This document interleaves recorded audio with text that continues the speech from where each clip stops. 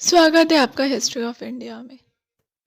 पृथ्वीराज चौहान की सेना बहुत बड़ी थी, जिसमें लगभग 3 लाख सैनिक और 300 हाथी थे। उन्होंने अपनी बहादुरी और सेना की वजह से बहुत से युद्ध जीते थे। 1191 में पृथ्वीराज ने अपने राज्य को काफी विस्तारित कर लिया था और इस बार उन्होंने चुना पंजाब को, जहां पे ऑलरेडी मोहम्मद गोहरी का शासन था। बिना मोहम्मद गोहरी से युद्ध किए पंजाब पर शासन करना नामुमकिन था, तो अब वो अपनी सेना के साथ बढ़ते हैं पंजाब की तरफ और सबसे पहले उन्होंने कब्जा किया हांसी, सरस्वती और सरहिंद पे।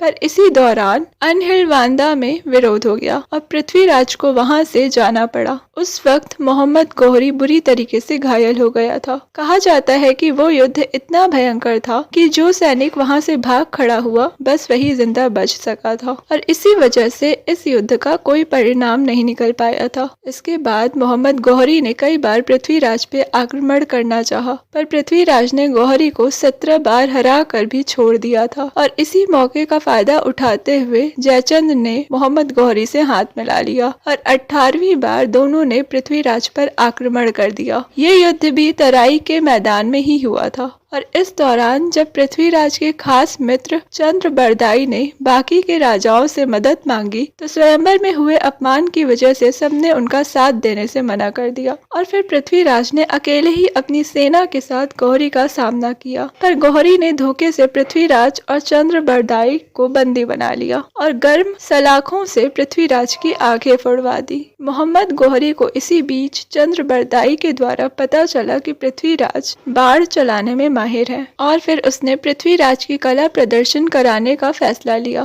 पृथ्वीराज चौहान की कला का जहां प्रदर्शन होने वाला था वहां पर मोहम्मद गोहरी भी मौजूद था। पृथ्वीराज चौहान ने चंद्रबरदाई के साथ मिलकर मोहम्मद गोहरी को मारने की योजना पहले ही बना ली थी। कला का प्रदर्शन शुरू होते ही चंद्रबरदाई ने दोहा कहा, 4 बांस 24 गज, अंगुल अष्ट प्रमाण, ता ऊपर सुल्तान है, मत चूके चौहान। चंद्रबरदाई ने पृथ्वीराज चौहान को संकेत देने के लिए इस दोहे को पढ़ा था। इस दोहे को सुनने के बाद मोहम्मद गोहरी ने जैसे ही शाबाश बोला, वैसे ही पृथ्वीराज चौहान ने मोहम्मद गोहरी को अपनी शब्द भेदी बाढ़ से मार दिया और फिर पृथ्वीराज चौहान और चंद्रबरदाई ने गोहरी के सेना के हाथों मरने से बचने के लिए एक दूसरे को मार दिया। ऐसे पृथ्वीराज ने अपने अपमान का बदला ले लिया। पृथ्वीराज के मरने की खबर सुनने के बाद संयोगिता ने भी अपनी जान दे दी।